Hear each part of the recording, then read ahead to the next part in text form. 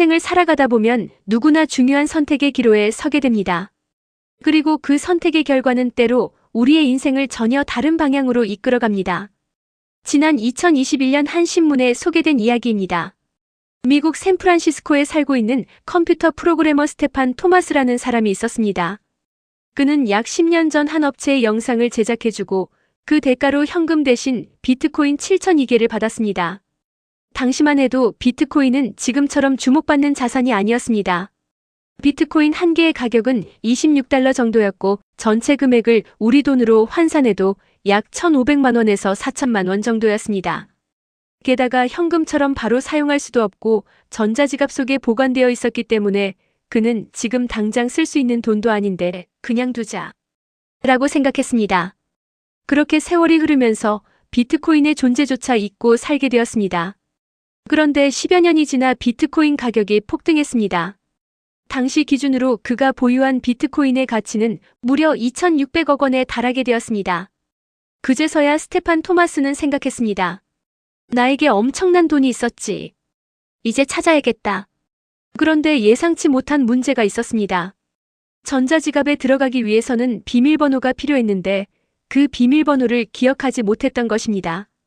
더 큰 문제는 그 전자지갑의 보안 규칙이었습니다. 비밀번호 입력 기회는 단 10번뿐. 10번 모두 실패하면 누구도 그 안에 들어갈 수 없었습니다. 그는 자신이 자주 사용하던 비밀번호들을 하나씩 입력해 보았습니다. 그러나 결과는 실패였습니다. 어느새 8번의 기회를 모두 소진했고 단 2번의 기회만 남게 되었습니다. 이제 그의 앞에는 중요한 선택이 놓여 있었습니다.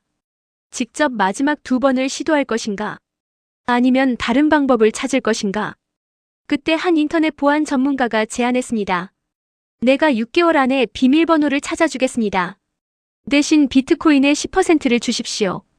스테판 토마스는 또 다른 선택의 갈림길에 서게 되었습니다.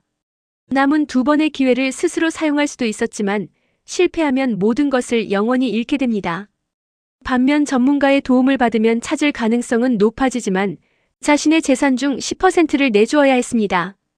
그는 깊은 고민에 빠졌습니다. 사실 인생은 이와 비슷합니다. 우리는 살아가면서 수많은 선택의 순간을 만납니다. 그리고 그 선택은 때로 되돌릴 수 없는 결과를 가져옵니다. 그런데 이후의 이야기를 찾아보던 중 눈길을 사로잡은 것은 비트코인을 찾았느냐, 찾지 못했느냐보다 스테판 토마스의 태도였습니다. 결국 그는 엄청난 재산을 잃을 수 있는 상황 속에서도 절망에 함몰되지 않았습니다. 자신의 실수를 인정했고 그 경험을 통해 겸손을 배웠다고 말했습니다. 그는 과거의 선택을 후회하며 평생을 낭비하지 않았습니다. 오히려 인생의 큰 수업료를 지불했다고 생각하며 앞으로의 삶을 성실하게 살아갔습니다. 실패보다 더 중요한 것은 실패 이후의 태도입니다.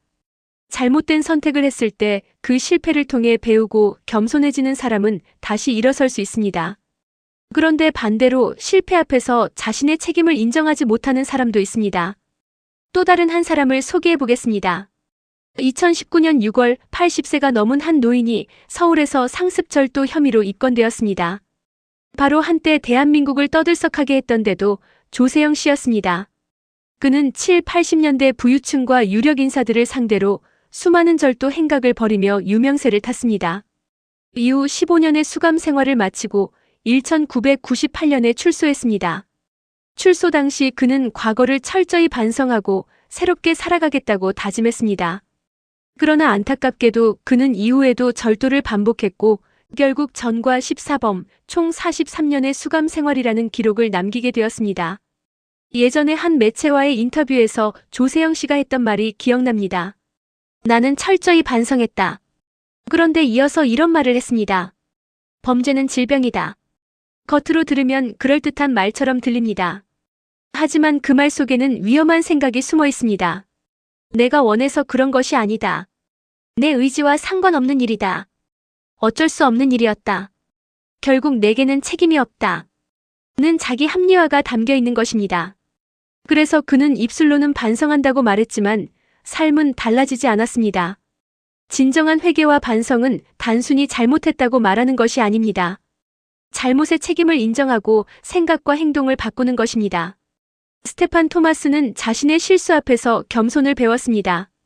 반면 조세영 씨는 반복되는 실패 앞에서도 책임을 자신에게서 찾기보다 외부의 이유를 찾았습니다. 두 사람 모두 인생의 중요한 실패를 경험했습니다. 그러나 실패 이후의 태도는 완전히 달랐습니다. 한 사람은 실패를 통해 겸손을 배웠고 다른 한 사람은 실패를 변명으로 덮으려 했습니다. 우리 역시 인생을 살아가면서 수많은 실수와 실패를 경험하게 됩니다. 중요한 것은 실패 자체가 아닙니다. 그 실패 앞에서 어떤 태도를 선택하느냐가 중요합니다. 겸손하게 자신의 잘못을 인정하고 돌이키는 사람은 더 나은 미래를 향해 나아갈 수 있습니다. 그러나 책임을 회피하고 자기 합리화에 머무는 사람은 같은 실수를 반복하게 됩니다. 오늘 우리에게 필요한 것은 형식적인 반성이 아닙니다. 진정한 회개와 변화입니다. 실패를 통해 겸손을 배우고 잘못을 통해 성장하며 하나님 앞에서 자신을 돌아보는 사람이 될 때 우리의 삶은 새로운 방향으로 나아갈 수 있을 것입니다.